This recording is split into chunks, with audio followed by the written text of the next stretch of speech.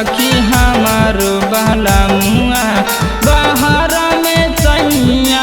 जाके करा पेंटर के काम करई है सखी हमारो बलमुआ जवानिया के इंजन मोरा जाम करई है सखी हमारो बलमुआ जवानिया के इंजन मोरा जाम करई है सखी हमारो बलमुआ बाहर में सैया जाके करा पेंटर के काम करई है सखी हमारो बलमुआ बाहर में सैया जाके करा पेंटर के काम करई है सखी हमारो बलमुआ जवानिया के इंजन मोरा जाम करई है सखी हमारो बलमुआ जवानिया के इंजन मोरा जाम करई है सखी हमारो बलमुआ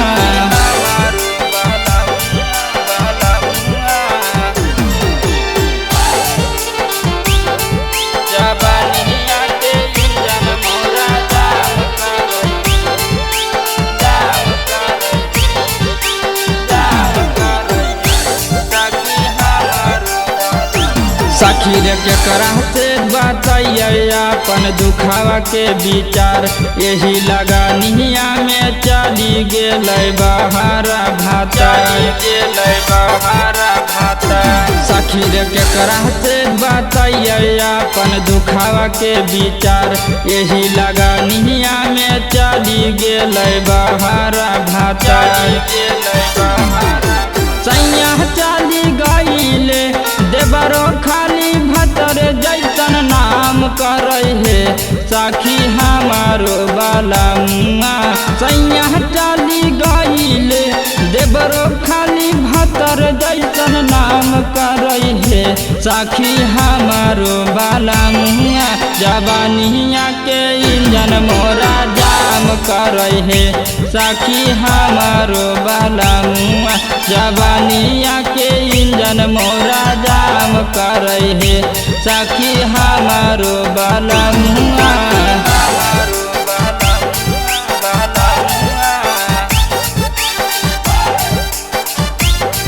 जवानिया के इंजन मोरा जाम करई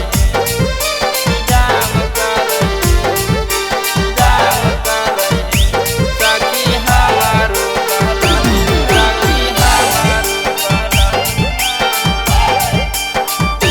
सखी रे केकरा से बताइए हमें दिलावा के दुख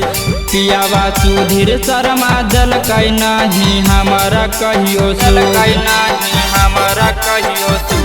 सखी रे केकरा से बताइए हमें दिलावा के दुख पियावा सुधीर शर्मा जलकै नहीं हमारा कहियो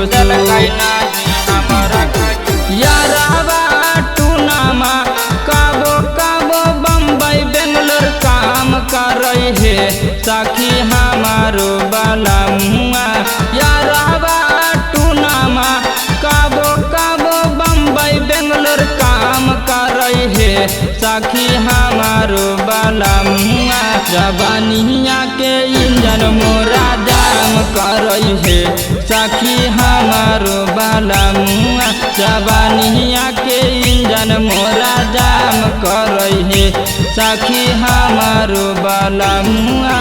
सवेरा फिल्म्स रिकॉर्डिंग स्टूडियो शाहपुर चौक देवन बिघा।